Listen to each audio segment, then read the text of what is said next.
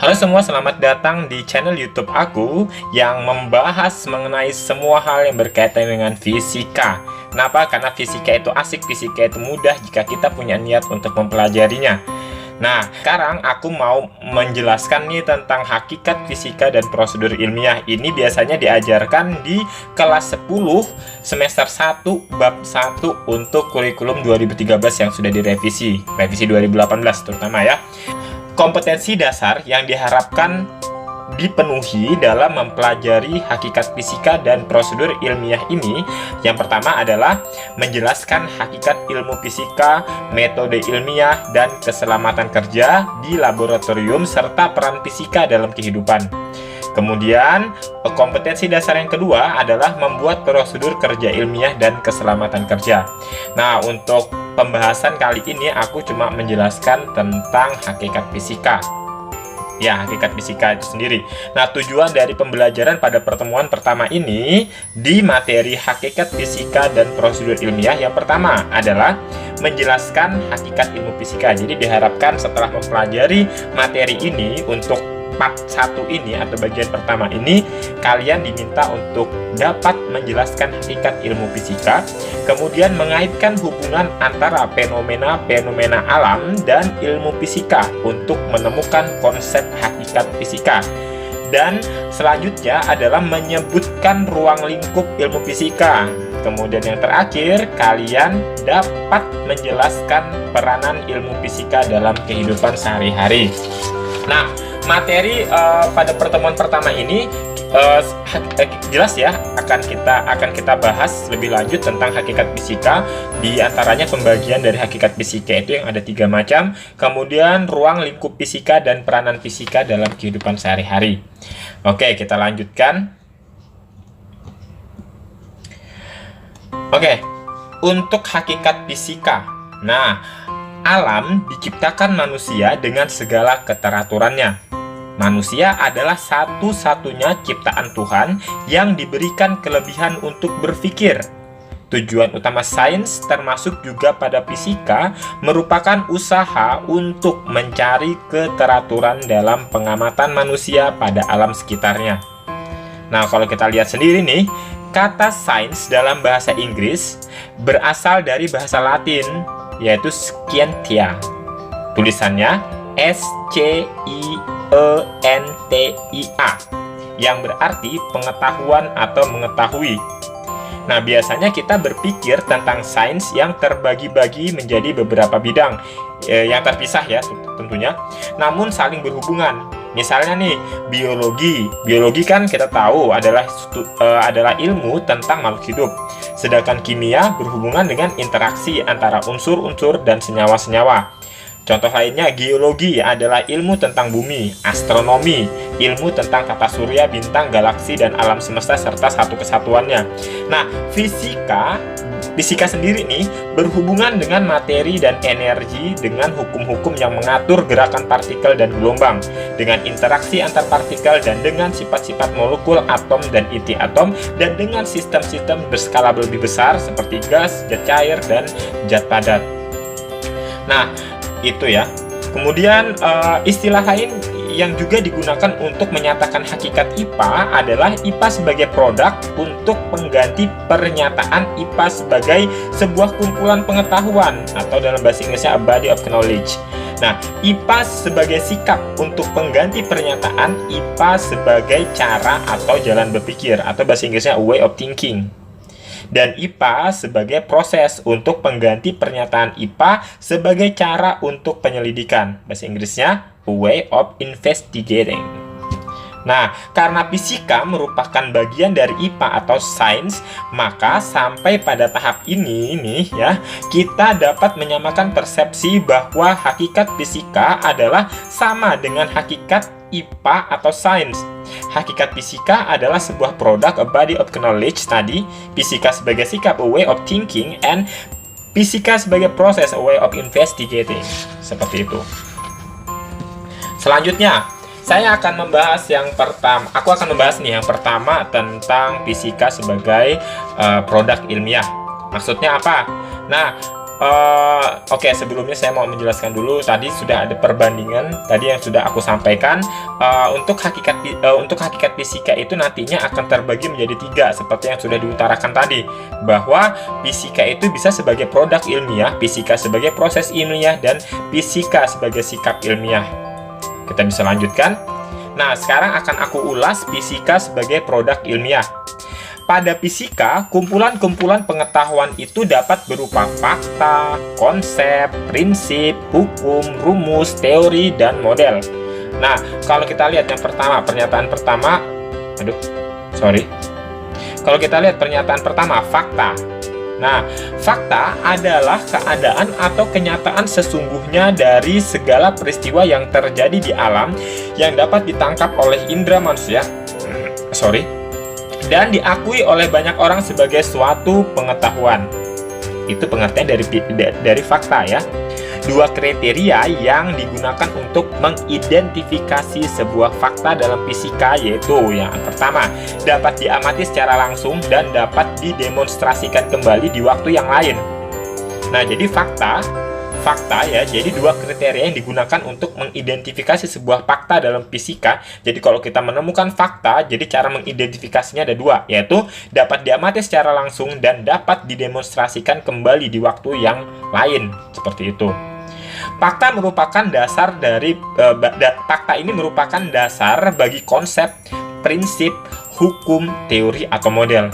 Nah, jadi fakta ini sebagai ujung tombak ke 6 produk ilmiah yang lain, seperti itu. Contoh fakta dalam fisika antara lain nih, misalnya magnet dapat menarik besi, itu fakta kan, nggak bisa kita pungkiri. Logam dapat menghantarkan listrik, benar. Dan kalor dapat merubah wujud benda, itu fakta dalam fisika contohnya. Kemudian yang kedua yang mau saya bahas adalah konsep. Apa sih pengertian konsep itu? Konsep adalah gagasan atau abstraksi dari suatu benda atau fenomena alam yang mempunyai sifat atau simbol tertentu. Nah, konsep berfungsi sebagai penghubung antara suatu fakta dengan fakta lain yang saling berhubungan. Nah, contoh-contoh konsep dalam fisika itu apa aja nih? Konsep dalam fisika itu contohnya frekuensi yang didefinisikan sebagai jumlah getaran persatuan waktu. Itu konsep. Contoh lain konsep adalah kecepatan yang didefinisikan sebagai perubahan posisi benda tiap satuan waktu. Jadi, aku ulang lagi, gagasan atau konsep adalah gagasan atau abstraksi dari suatu benda atau fenomena alam yang mempunyai sifat atau simbol tertentu. Selanjutnya prinsip. Prinsip secara pengertian adalah pola umum atau generalisasi dari hubungan antara konsep-konsep yang berkaitan. Nah, prinsip ini sendiri merupakan hukum yang bersifat khusus. Contoh prinsip dalam fisika apa? Contohnya nih, gaya sentripetal yang menyebabkan benda bergerak melingkar. Atau torka. Torka yang menyebabkan benda juga yang bergerak melingkar, seperti itu. Itu contohnya ya. Selanjutnya berbicara mengenai hukum. Banyak contohnya ya, hukum Archimedes dan seterusnya. Nah, hukum secara pengertian adalah prinsip yang bersifat umum dan kebenarannya telah diterima karena telah teruji secara konsisten dan didukung oleh bukti-bukti ilmiah. Hukum fisika adalah suatu aturan dasar yang menyimpulkan pengamatan berkaitan untuk menjelaskan suatu pola kejadian. Contoh hukum dalam fisika, ini contohnya hukum pemantulan cahaya yang menyatakan bahwa sudut datang berkas cahaya sama dengan sudut pantulnya. Contoh hukum yang lain apa? Tentu saja kalian bisa menyebutkan hukum Ohm, ada hukum Newton 1, 2, dan 3, hukum Newton ke-1, ke-2, dan ke-3, dan seterusnya. Selanjutnya rumus. Nah, secara pengertian, rumus adalah pernyataan matematis dari suatu fakta, konsep, prinsip, hukum, dan teori. Dalam rumus kita dapat melihat saling keterkaitan antara konsep-konsep dan variabel-variabel. Pada umumnya, prinsip dan hukum dapat dinyatakan secara matematis melalui sebuah rumus atau formula matematisnya. Ya gitu ya. Contohnya apa? Contohnya hukum kedua Newton. dapat dinyatakan dengan rumus F sama dengan M kali A. Hukum Ohm dapat dinyatakan dengan rumus I sama dengan V dibagi R. Seperti itu. Selanjutnya teori. Apa sih pengertian teori? Teori adalah suatu penjelasan berdasarkan pada berbagai pengamatan yang didukung oleh hasil-hasil eksperimen. Teori ini disusun untuk menjelaskan sesuatu yang tersembunyi atau tidak dapat langsung diamati. Misalnya teori atom, teori kinetik gas, teori relativitas, dan lain sebagainya. Seperti ini. Oke, bisa dipahamin ya. Selanjutnya yang terakhir adalah model. Nah, model adalah representasi dari suatu benda atau sistem yang dibuat sebagai visualisasi untuk memudahkan pemahaman terhadap suatu benda atau fenomena alam tertentu. Contoh model dalam fisika ini apa?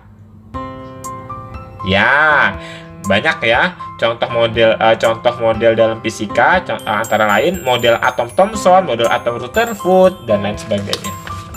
Oke, kita lanjutkan slide berikutnya. Nah, slide berikutnya ini berbicara mengenai fisika sebagai proses. Fisika sebagai proses. Nah, berbicara fisika sebagai proses.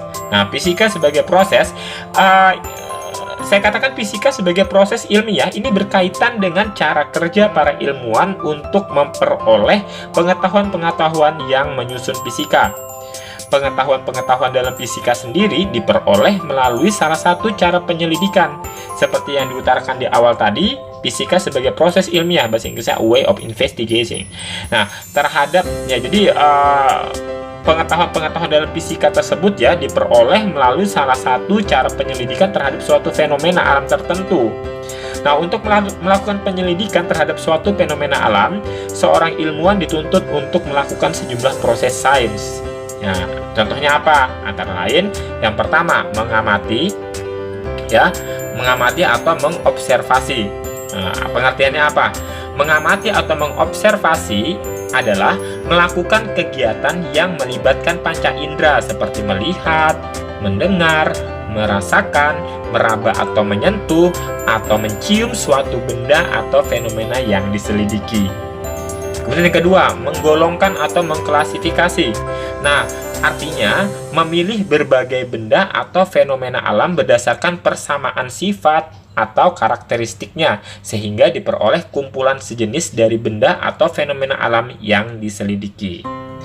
Yang ketiga, melakukan pengukuran. Pengertiannya, membandingkan besaran tertentu dari suatu benda atau fenomena alam dengan besaran lain sejenis, ya, besaran lain yang sejenis maksudnya, yang ditetapkan sebagai satuan.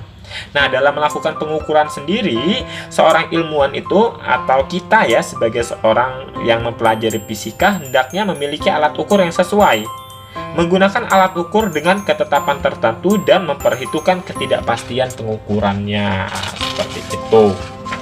Selanjutnya, yang keempat adalah mengajukan pertanyaan. Ini masih dalam proses fisika ya. Nah, artinya apa? Membuat pernyataan-pernyataan yang terkait benda atau fenomena alam yang diselidiki dan mengidentifikasi pertanyaan-pertanyaan yang mungkin dapat dijawab melalui penyelidikan ilmiah. Itu ya. Kemudian yang kelima adalah merumuskan hipotesis. Nah, artinya apa? Menjelaskan pengamatan dalam terminologi konsep dan prinsip, serta menggunakan penjelasan untuk membuat prediksi fenomena yang diamati.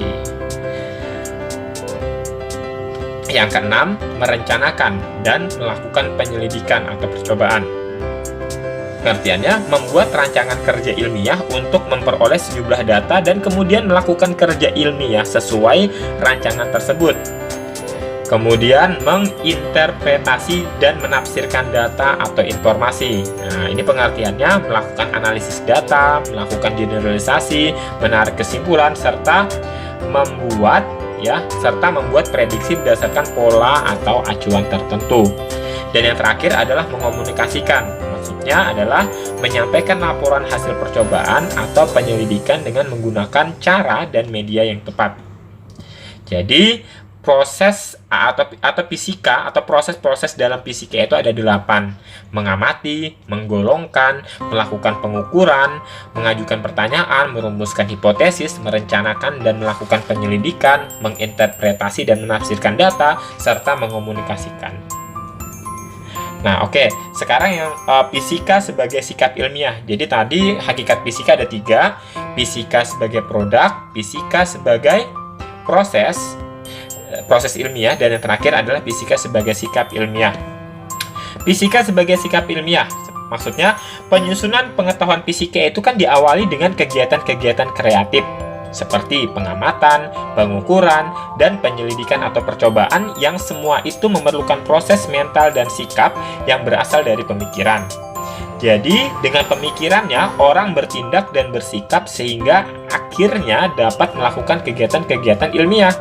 Pemikiran-pemikiran para ilmuwan yang bergerak dalam bidang fisika itu menggambarkan rasa ingin tahu, ya, dan rasa penasaran mereka yang besar, diiringi dengan rasa percaya, sikap objektif di sini. Kemudian, sikap objektif, sikap jujur dan terbuka, serta sikap mau mendengarkan pendapat orang lain. Jadi, kesemua ini merupakan sikap ilmiah yang harus dimiliki oleh seseorang yang belajar fisika. Oke, sudah ya. Selanjutnya adalah ruang lingkup fisika. Nah, pada awal perkembangannya, fisika mempelajari gejala-gejala alam yang dapat ditangkap oleh indera manusia. Contohnya, cahaya dan optika berhubungan dengan indera penglihatan, bunyi berhubungan dengan indera pendengaran, dan kalor berhubungan dengan indera perasa. Gerak juga merupakan gejala fisika yang dapat diamati secara langsung dengan indera penglihatan.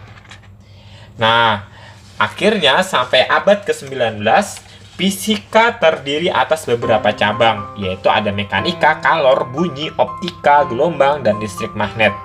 Beberapa cabang fisika ini yang dikenal dengan fisika klasik. Jadi fisika klasik itu meliputi mekanika, kalor, bunyi, optika, gelombang, dan listrik magnet. Nah, fisika modern berkembang sejak abad ke-20 karena ilmuwan mulai mempelajari gejala alam di tingkat atom. Materi yang dibahas dalam fisika modern adalah benda-benda yang berukuran atomik atau subatomik. Nah, berikut ini cabang-cabang dari ilmu fisika. Yang pertama, mekanika klasik. Oh my god. Oke, yang pertama adalah mekanika klasik. Mekanika klasik ini menjelaskan gaya yang bekerja pada benda dan berdasarkan pada hukum-hukum Newton. Bahasan tentang mekanika klasik ini muncul sebelum era 1900-an atau era sebelum fisika modern.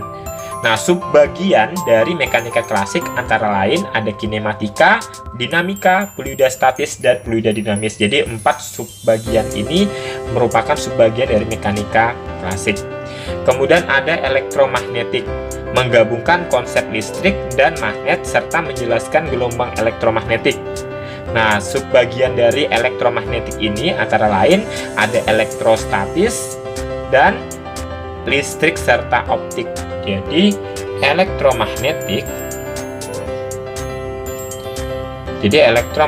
itu sendiri terbagi menjadi 3, yaitu 3 subbagian ya, yaitu elektrostatis. Oh, tulisanku bagus juga kalau di sini. Listrik dan optik. Nah, itu ya. Kemudian selanjutnya termodinamika. Nih, termodinamika dan mekanika statistik merupakan cabang fisika yang menjelaskan perubahan dari suhu, tekanan, dan volume dari sistem fisika secara makroskopis serta perpindahan energi dalam bentuk kalor. Selanjutnya relativitas. Ya, relativitas itu terdiri dari teori relativitas khusus dan teori relativitas umum. Nanti dipelajari di kelas 12 ya. Kemudian ada mekanika kuantum. Nah, mekanika kuantum ini merupakan cabang fisika yang menjelaskan sistem atom dan subatom serta interaksinya dalam bentuk radiasi. Kemudian ada astrofisika. Nah, astrofisika merupakan cabang ilmu fisika yang mempelajari alam raya, termasuk sifat dan interaksi benda langit dalam bidang ilmu astronomi. Ada biofisika. Biofisika merupakan cabang ilmu fisika yang mempelajari interaksi dari proses biologis. Kemudian fisika kimia merupakan cabang ilmu fisika yang berhubungan dengan ilmu kimia. Kemudian ada ekonomfisika. Nah, mungkin kalian baru pertama kali dengar nih. Ekonomfisika merupakan cabang ilmu fisika yang menerapkan proses fisika dalam ilmu ekonomi. Nanti bisa tanya ke guru ekonominya juga nih, kalau mau ngetes ya. Akan aku bahas juga aku bahas kalau di sekolah aku bahasnya di lintas minat biasanya.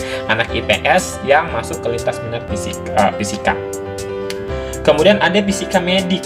Fisika medik ini merupakan cabang ilmu fisika yang berhubungan dengan kesehatan. Kemudian ada juga nanti geofisika. Geofisika ini merupakan cabang ilmu fisika yang mempelajari struktur planet dan bumi. Ya. Sekarang kalau aku tanya, cabang ilmu fisika apa yang mempelajari gerak tanpa memperdulikan penyebabnya? Apa jawabannya? Ya, nanti kalian cari tahu sendiri ya. Oke, itu clue-nya. Dia merupakan salah satu cabang mekanika klasik. Oke. Selanjutnya kita akan membahas peranan fisika dalam kehidupan. Fisika berperan memudahkan kehidupan manusia melalui berbagai aplikasinya. Nah, yang saya tulis ini merupakan beberapa contoh penerapan pengetahuan fisika dalam teknologi. Contohnya, pengetahuan tentang vektor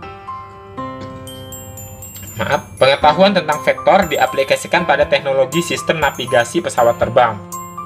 Kemudian mekanika.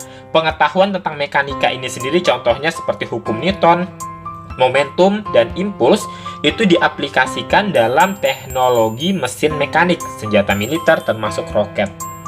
Kemudian termodinamika. Nah, pengetahuan tentang termodinamika ini diaplikasikan pada teknologi mesin kalor dan mesin pendingin AC salah satunya. Kemudian pengetahuan tentang sifat-sifat zat padat atau semikonduktor, kemudian optika dan listrik diaplikasikan pada teknologi komputer dan internet. Kemudian mekanika fluida. Pengetahuan mekanika fluida ini diaplikasikan pada berbagai teknologi seperti kapal laut, kapal selam, mesin pengangkat mobil atau dongkrak hidrolik contohnya, dan teleskop. Teleskop. Kemudian contoh lainnya apa? Contoh lainnya teleskop ini delete nih. Bukan teleskop ini optik. Jadi dongkrak hidrolik termasuk pompa. Jadi yang benar itu pompa. Kemudian dinamika rotasi. Dinamika rotasi dan benda tegar biasanya diaplikasikan dalam teknologi konstruksi jembatan, bangunan rumah, gedung, dan bangunan-bangunan fisik lainnya.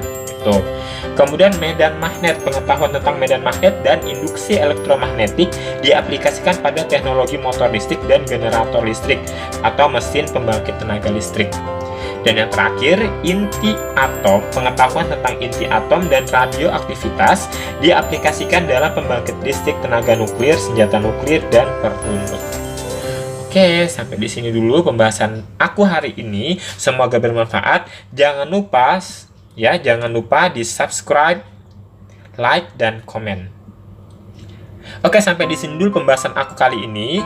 Semoga bermanfaat. Jangan lupa di subscribe, like, dan komen. See you di pembahasan berikutnya. Bye.